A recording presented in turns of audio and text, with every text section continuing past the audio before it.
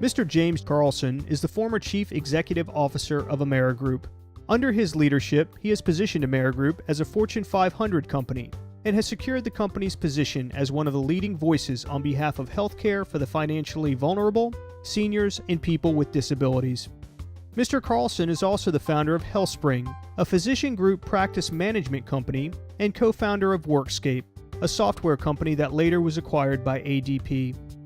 I'm incredibly fortunate to call Jim a friend, to have this amazing expertise about the future of healthcare residing right here in Virginia. Jim is an incredibly talented leader, but I sense this humility. He's in it because he wants to advance the mission of Amerigroup and ultimately to advance the Amerigroup's standing and benevolence in the community. You know, I don't know if you can put into a short time frame or easily into words what Jim has done for Amerigroup as a corporation. He doubled the size of the company. He changed the direction of the company in terms of our priorities.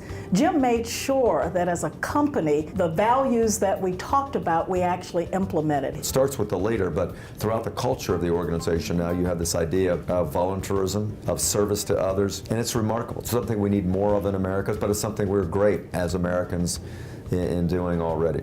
If you care about underserved communities in this country, people with disabilities, the elderly, all of those underserved communities, I think it's worthy of note that Amerigroup Corporation under Jim's leadership has expanded their outreach and services and programs to those communities. And I think, you know, largely because of Jim's drive and his commitment and his passion.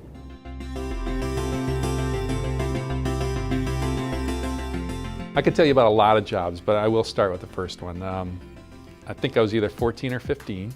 A man who was a friend of my father's had a vegetable stand adjacent to his house, was paid in straight cash.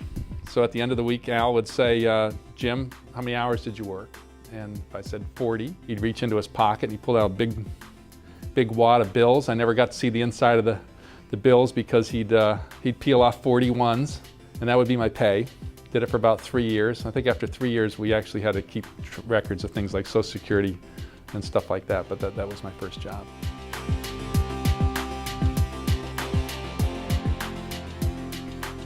I pretty much got into business from a standpoint of a realization that I was going to have to support myself. So the notion of having a business degree, not knowing exactly what I would do with it, was probably more driven out of an expectation that I was going to have to survive than anything else. Certainly my dad was a major influence upon me. I think as a man who never got to go to college himself, did not work in a social enterprise like the sort of businesses I've been involved in, I'd still describe him as among the smartest people I've ever known. He was very book smart and he's very people smart. And you know, I think that's sort of an influence that you carry with you your full life, and I certainly still think about him in that context today.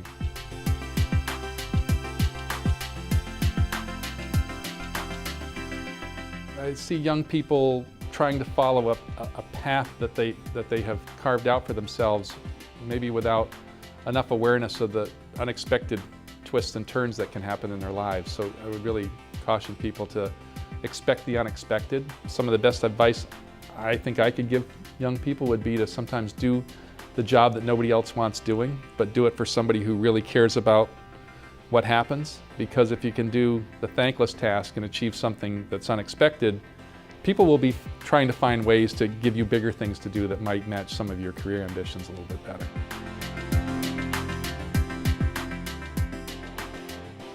Well, this might surprise you, but once upon a time I was actually a volunteer in Junior Achievement. When I was early in my career, I would meet with young students in high school about their project to build a product that they could sell. So we certainly had plenty of chances to talk about the importance of finding something, a service or a product that somebody else wanted, and making sure that you could charge more for it than it cost, and then sort of keeping score, really raising their financial literacy and so forth. As I think about the job market today and global competition and so forth, I would think the importance of junior achievement has never been greater than right now. These kids need to think about competing for things in life with kids all over the world, and so my perspective on junior achievement is that it fulfills a very important part of young people's development.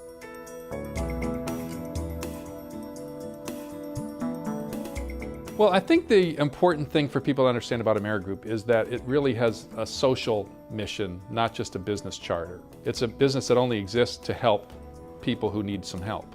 And so when you have a business that is helping the folks who are most vulnerable, it's a lot easier to attract a workforce of people who want to help folks in situations like that. And what that leads to is a lot of volunteerism, a lot of activities outside of the walls of our workplace that coincides very nicely with what we ask them to do here. The impact this company has had to Hampton Roads is profound. I think our people are involved in a variety of things around the community. They sit on boards, they volunteer their time, their energy, they contribute their money and so forth.